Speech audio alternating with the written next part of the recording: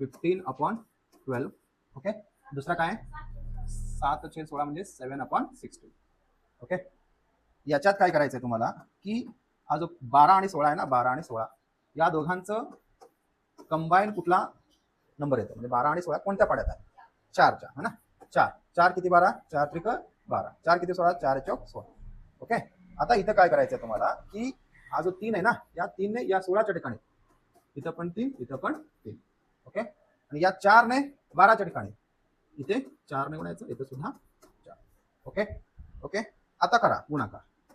15 चौक 60 छेद 12 चौक 48. बरोबर. त्यानंतर इकडे 7 त्रिक 21, 16 त्रिक 48. दोन्ही छेद समान झाले, डिनॉमिनेटर आर सेम. ओके. मग आता कोणती लहान कोणती मोठी सांगायचंय तुम्हाला. 60 लहान आहे का 21 लहान आहे, 21 याच्याकडे टोक करायचा, ग्रेटर द्या.